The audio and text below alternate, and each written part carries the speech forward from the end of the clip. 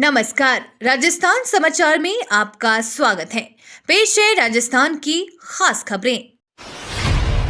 महिला अपराधों पर लगेगी लगाम, राजस्थान में खुलेंगे 12 नए महिला थाने। प्रदेश में नए जिलों में बढ़ रहे अपराधों का हवाला देते हुए पुलिस मुख्यालय की ओर से नए महिला पुलिस थाने खोलने के प्रस्ताव राज्य सरकार को भेजे गए थे। राज्य सरकार ने इस वर्ष की बजट घोषणा में 12 नए महिला थाने खोलने की घोषणा की थी। इसके बाद पुलिस मुख्यालय की ओर से नए प्रस्ताव भिजवाए गए। बजट घोषणा की क्रियान्विति को लेकर फाइल वित्त विभाग को भेजी गई, जहां से नए थाने खोलने पर सहमति दी गई। इसके बाद गृह विभाग ने पदों और संसाधनों की मंजूरी दी गई है। नए थाने खुलने के बाद इन जिलों में महिला अपराधों से संबंधित मामलों में कार्यवाही नई थानों में ही हो सकेगी। इससे महिलाओं को अपराध होने पर न्याय मिलने में आसानी होगी। राजस्थान में अब 5 नहीं 6 विधानसभा सीटों पर होंगे उपचुनाव। राजस्थान में अब 5 नहीं बल्कि 6 विधानसभा सीटों पर उपचुनाव होंगे। राजस्थान विधानसभा के 5 विधायक पिछले दिनों लोकसभा का चुनाव जीतकर सांसद बन गए थे। उसके कारण 5 सीटें खाली हो गई थी। उसके बाद अब सिलुम्बर विधायक अमृतलाल मीणा के निधन से एक और सीट खाली हो गई है। इससे राजस्थान में विधानसभा में खाली सीटों की संख्या 6 हो गई है। 6 विधानसभा सीटों का उपचुनाव होने से सूबे में एक बार फिर बड़ा राजनीतिक दंगल होगा।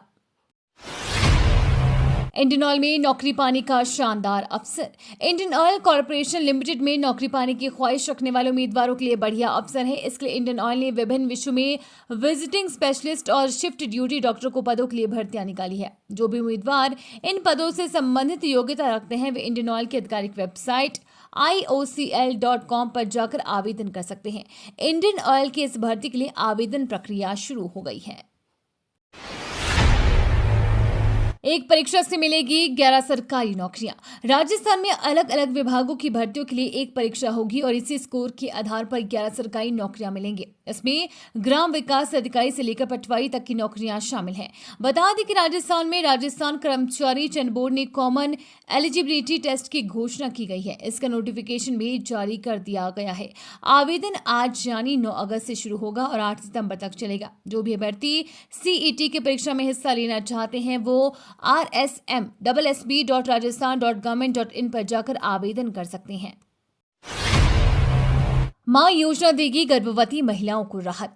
राजस्थान की गर्भवती महिलाओं को सूबे की भजला सरकार बड़ी सहूलत देने जा रही है। मुख्यमंत्री आयुष्मान आरोग्य वाउचर योजना के तहत गर्भवती महिलाओं को सोनोग्राफी जांच की सुविधा निःशुल्क मिलेगी। पहले 3 जिलों में पायलट प्रोजेक्ट के तहत शुरू की गई इस योजना को अब पूरे प्रदेश में लागू किया जा रहा है। सीएम भज्जला शर्मा कल दोपहर में 2 बजे इसकी लॉन्चिंग करने वाले थे, लेकिन सिलुम्बर के बीजेपी विधायक अमृतलाल मीणा के निधन के कारण सीएम भज्जला शर्मा ने कल अपने सभी कार्यक्रम कैंसिल कर दिए। वे मीणा के अंतिम संस्कार में शामिल होने के लिए सिलुम्बर गए। कोटा रेल मंडल रक्षाबंधन पर कंफर्म नहीं है टिकट, तो ना हो परेशान। रक्षाबंधन पर रेलवे ने हजरत निजामुद्दीन से इंदौर के बीच विशेष रेलगाड़ी राखी से पहले चलाने का निर्णय किया है। कोटा रेल मंडल के वरिष्ठ वाणिज्य अधिकारी रोहित मालवीय ने बताया कि ये विशेष ट्रेन 04412 हजरत निजामुद्दीन से 14 अगस्त को रवाना होकर वाया कोटा होते हुए 15 अगस्त को इंदौर पहुंचेंगे। इसी तरह 04411 इंदौर से 15 अगस्त को रवाना होकर 16 अगस्त को हजरत निजामुद्दीन पहुंचेंगी। इस राखी स्पेशल ट्रेन में 21 कोच हैं। इसमें SLR general sleeper 3rd AC और 2nd AC के कोच हैं। इंदौर से निजामुद्दीन के बीच ये ट्रेन 9 स्टेशनों पर स्टॉपेज करेगी। राजस्थान में इस तारीख तक बनेंगे राशन कार्ड। राजस्थान में भज्जला सरकार ने राष्ट्रीय खाद्य सुरक्षा योजना के अंतर्गत चयनित राशन कार्डों में 0 से 18 वर्षीय बच्चों के नाम जोड़े जाने बाबत आदेश जारी कर दिया है। खाद्य एवं नागरिक आपूर्ति विभाग ने विस्तृत गाइडलाइन के साथ ये आदेश जारी किए हैं। राशन कार्ड में बच्चों का नाम जोड़ने के लिए सबसे पहले हमें ऑनलाइन या ऑफलाइन आवेदन करना होगा। राशन कार्ड में बच्चों का नाम जोड़ने के लिए सबसे पहले हमें ऑनलाइन या ऑफलाइन आवेदन करना होगा, लेकिन इसके पहले जिस बच्चे का नाम राशन कार्ड हमें जुड़वाना है उनका जरूरी डॉक्यूमेंट तैयार करना है, क्योंकि बिना डॉक्यूमेंट के आपका आवेदन स्वीकार नहीं किया जाएगा। खाटू श्याम जी में सड़कों पर उतरे लोग, पूरा बाजार बंद। खाटू धाम में 100 करोड़ की लागत से कॉरिडोर बनने से पहले व्यापारी संगठनों ने भजनलाल सरकार के खिलाफ मोर्चा खोल दिया है। व्यापारी संगठनों ने गुरुवार को सड़कों पर उतरकर विरोध प्रदर्शन किया। खाटू धाम के मास्टर प्लान 2041 के विरोध में सुबह से ही श्यामनगरी पूर्णतया बंद है। संघर्ष समिति के आह्वान पर बंद का व्यापक असर देखने को मिल रहा है। खाटू धाम में सभी बाजारों की दुकानों सहित होटल, धर्मशाला और गेस्ट हाउस बंद है। ई रिक्शा ने भी बंद का ऐलान किया है। बंद समर्थकों ने चेतावनी देते हुए कहा है कि सरकार ने मांग नहीं मानी तो आने वाले समय में खाटू धाम को लंबे समय तक बंद कर दिया जाएगा। राजस्थान के 2 लाख से अधिक संविदा कर्मचारियों को मिलेगा पक्की नौकरी का तोहफा।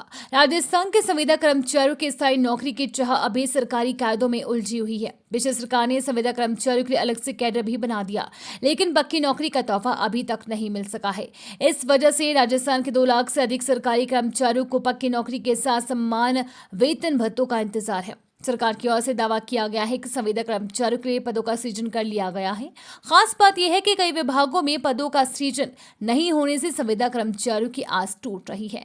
वहीं 50,000 से अधिक कर्मचारी ऐसे हैं जिनके लिए नई व्यवस्था के हिसाब से पदों का सृजन तो हो गया है, लेकिन वेतन बढ़ोतरी का तोहफा नहीं मिल सका है। 11 अगस्त को दिव्यांगजनों के लिए होगा कई जगह पर निःशुल्क शिविरों का आयोजन। नारायण सेवा संस्थान की ओर से 11 अगस्त को जयपुर में कई स्थानों पर निःशुल्क शिविर का आयोजन किया जाएगा।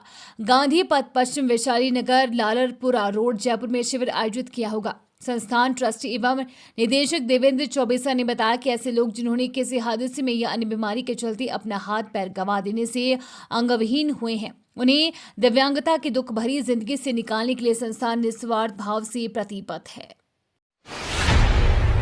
बांग्लादेश के लोगों का हित हमारी सर्वोच्च प्राथमिकता, भारतीय विदेश मंत्रालय का बयान। बांग्लादेश में जारी हिंसा के बीच भारतीय विदेश मंत्रालय ने बांग्लादेशी नागरिकों के हितों की रक्षा को लेकर प्रतिबद्धता जताई है। भारतीय विदेश मंत्रालय ने कहा कि जहां तक भारत का सवाल है, बांग्लादेश के नागरिकों के हित हमारे लिए सर्वोच्च प्राथमिकता रखते हैं। विदेश मंत्रालय ने कहा कि हम बांग्लादेश में कानून और व्यवस्था की पुनः स्थापना की उम्मीद रखते हैं। विदेश मंत्रालय के अनुसार बांग्लादेश में हिंसा से जुड़ी खबरें अभी भी सामने आ रही हैं। कांग्रेस के इन दिग्गज नेताओं ने दिया विवादित बयान। कांग्रेस के राष्ट्रीय महासचिव व पूर्व केंद्रीय मंत्री भंवर जितेंद्र सिंह ने गुरुवार को अलवर के मिनी सचिवालय के बाहर आयोजित धरने में कार्यकर्ताओं को संबोधित किया। इस दौरान उन्होंने कहा कि अब वक्त आ गया है जब कांग्रेस कार्यकर्ताओं को आजादी, महंगाई और बेरोजगारी जैसी समस्याओं को लेकर एक और लड़ाई लड़नी होगी। उन्होंने केंद्र और राज्य सरकारों की ओर इशारा करते हुए कहा कि लातों के भूत बातों से नहीं मानते हैं। ऐसे में अब कांग्रेस कार्यकर्ताओं को ईंट का जवाब पत्थर देने के लिए तैयार रहना पड़ेगा। यह धरना जिला कांग्रेस कमेटी की ओर से बिजली और पानी की समस्याओं को लेकर आयोजित किया गया था। धौलपुर में जोरदार बारिश, 20 से अधिक गांवों का संपर्क जिला मुख्यालय से कटा। पिछले 24 घंटे में जिले में जोरदार बारिश हुई है। बारिश ने धौलपुर शहर समेत ग्रामीण इलाकों को पानी पानी कर दिया। चारों तरफ जल भराव हो गया। महुआ खेड़ा धौलपुर सड़क मार्ग पर रानी गांव के पास मुख्य सड़क मार्ग पर करीब 3 फीट पानी है। इससे 2 दर्जन से अधिक गांवों का संपर्क जिला मुख्यालय से कट चुका है। लोग जान जोखिम में डालकर पानी के तेज बहाव में निकल रहे हैं। इधर वर्षा जनित हादसों में जिले में अलग अलग स्थानों पर 3 लोगों की मौत हो गई है। पेरिस ओलंपिक में भारतीय हॉकी टीम ने जीता ब्रॉन्ज मेडल, पीएम मोदी ने दी बधाई। पेरिस ओलंपिक में भारतीय हॉकी टीम द्वारा ब्रॉन्ज मेडल जीतने पर पीएम मोदी ने बधाई दी है। पीएम ने एक्स पर लिखा, एक उपलब्धि जिसे आने वाली पीढ़ियां याद रखेंगी। भारतीय हॉकी टीम ने ओलंपिक में शानदार प्रदर्शन करते हुए कांस्य पदक जीता। ये कौशल, दृढ़ता और टीम भावना की जीत है। खिलाड़ियों को बधाई। हर भारतीय का हॉकी से भावनात्मक जुड़ाव है और ये उपलब्धि इस खेल को बनाए हमारे देश के युवाओं के बीच और भी लोकप्रिय बनाएगी। बांग्लादेश में तख्तापलट के बाद अंतरिम सरकार का गठन। बांग्लादेश में सियासी उलटफेर और शेख हसीना के देश छोड़ने के बाद गुरुवार को अंतरिम सरकार का गठन हो गया। भग भवन में नोबेल पुरस्कार विजेता मोहम्मद यूनुस ने अंतरिम सरकार के चीफ के तौर पर शपथ ली। राष्ट्रपति मोहम्मद शाहबुद्दीन ने अंतरिम सरकार को शपथ दिलाई। यूनुस के साथ ही अंतरिम सरकार के 13 सदस्यों ने भी शपथ ली है। अंतरिम सरकार के गठन के बाद भारत के प्रधानमंत्री नरेंद्र मोदी ने मोहम्मद यूनुस को बधाई दी। पीएम मोदी ने कहा कि उम्मीद है कि बांग्लादेश में जल्द हालात सामान्य होंगे। वहां हिंदुओं और अन्य अल्पसंख्यक समुदायों के हितों की रक्षा सुनिश्चित की जाएगी।